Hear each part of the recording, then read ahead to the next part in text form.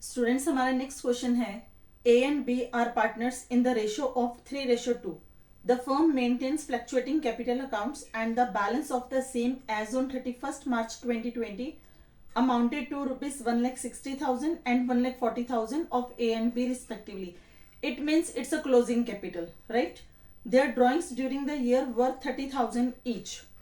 As per partnership deed, interest on capital at the rate 10% per annum on opening capital had been provided to them.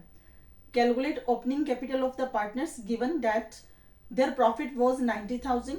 Show your working clearly.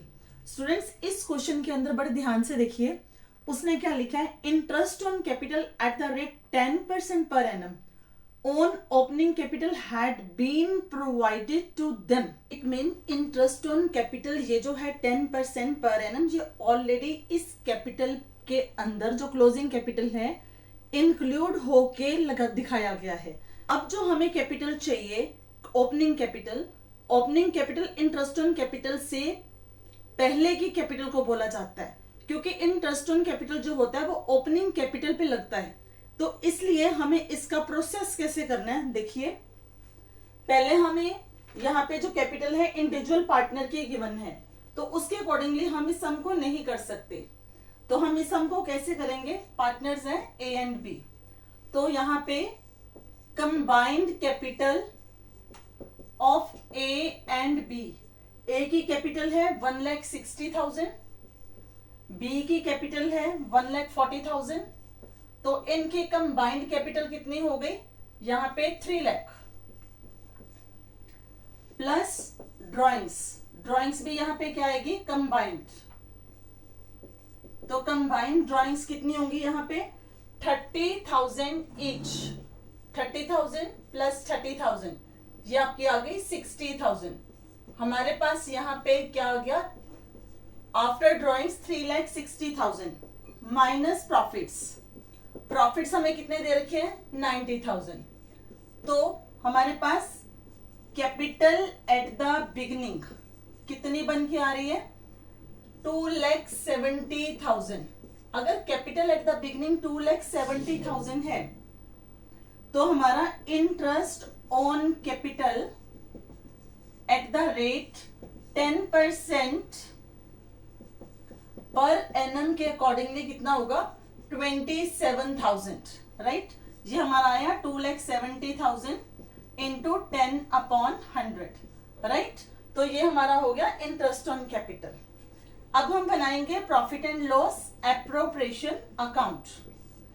इसके अंदर हमें क्या given है? Bye profits कितने थे? ये जो गिवन है 90,000 टू इंटरेस्ट ऑन कैपिटल.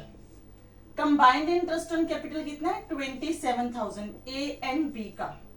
तो हमारे पास फर्म के प्रॉफिट्स कितने आ गए? 90,000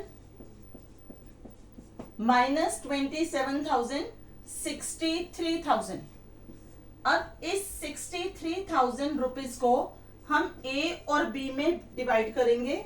इनकी रेशो थी 3:2. तो आपका अमाउंट आएगा 37,800 और 25,200. अब हमारे पास इंडिविजुअल प्रॉफिट आ चुके हैं ए और बी के.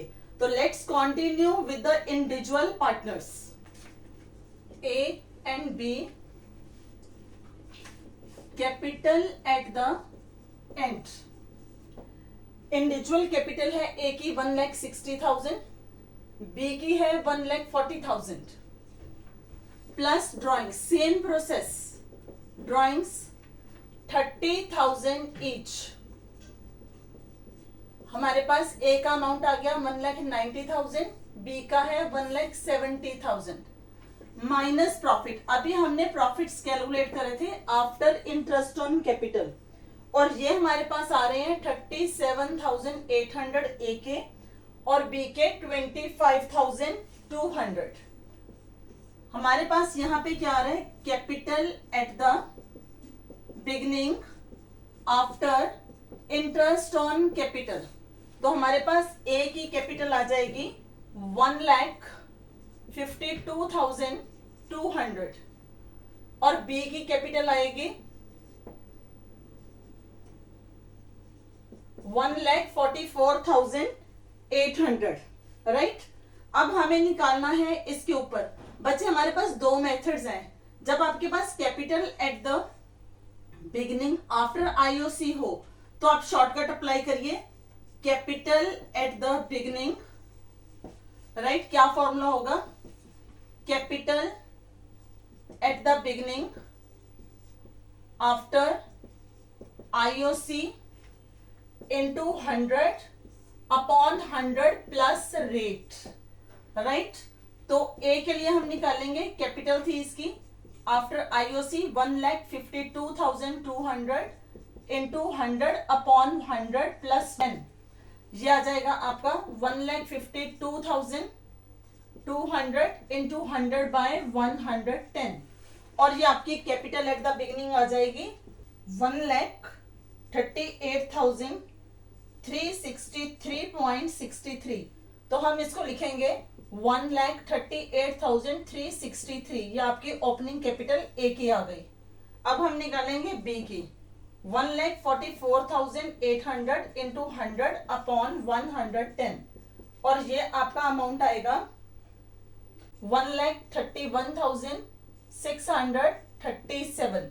तो ये आपकी ओपनिंग कैपिटल ए और बी की दोनों की कैलकुलेट होके आ गई। तो this is your answer. Clear?